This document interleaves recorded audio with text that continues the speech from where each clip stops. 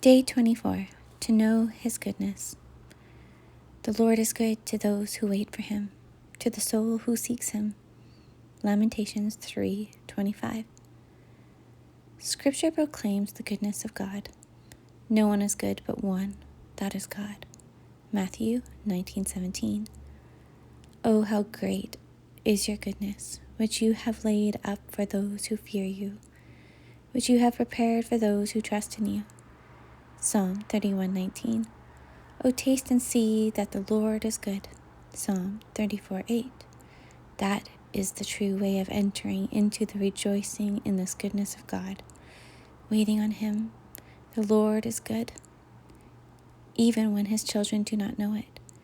For they do not wait in quietness for Him to reveal it. But to those who persevere in waiting, whose souls do wait, it will come true. One might think that those who are made to wait a long time would doubt the goodness of God. But that only happens when they do not wait but grow impatient. The true waiting ones will say, "The Lord is good to those who wait for Him." If you would truly like to know the goodness of God, then commit yourself more than ever to a life of waiting on Him. When we first enter the school of waiting on God, our primary focus is on the blessings that we seek. But God graciously uses our needs and desires to help educate us to look for something higher than we were thinking. We were seeking gifts. He, the giver, longs to give Himself and to satisfy the soul with His goodness. It is for this very reason that He often withholds the gifts and makes the time of waiting so long. He is always seeking to win the heart of His child. He desires that we should not only say when we receive a gift, "How good is God?"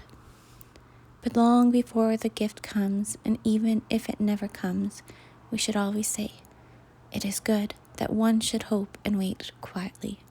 The Lord is good to those who wait for Him."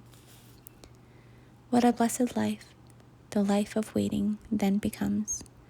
The continual worship of faith, adoring and trusting His goodness. As the soul learns its secrets, every act or exercise of waiting just becomes a quiet entering into the goodness of God, to let it do its blessed work and satisfy our every need. And every experience of God's goodness gives the work of waiting new attractiveness, instead of only taking refuge in time of need.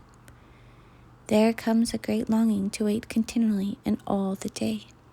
No matter what duties and engagements occupy the time and the mind, the soul gets more familiar with the secret art of always waiting. Waiting becomes the habit and disposition, the very second nature and breath of the soul. Are you beginning to see that waiting is not one among many Christian virtues to be practiced from time to time, but that it expresses that disposition which lies at the very root of the Christian life? It gives a higher value and a new power to our prayer and worship, to our faith and surrender, because it links us in an alternable dependence to God Himself. And it gives us the unbroken enjoyment of the goodness of God. The Lord is good to those who wait for Him. Let me urge you once again to let the time to cultivate this so much needed element of the Christian life. We get too much of religion secondhand from the teaching of others. That teaching has great value if it leads to a God Himself, even as the preaching of John the Baptist directed the disciples away from himself to the living Christ. What our faith needs is more of God. Many of us are too much occupied with our work. As with Martha, the very service we want to render, the Master separates us from Him. It is neither pleasing to Him nor profitable to ourselves. The more work we do, the more we need to wait on God. Doing God's will instead of being exhausting will then become our meat and drink, our nourishment and refreshment. The Lord is good to those who wait for Him. How good no one can tell, but those who prove it by waiting on Him.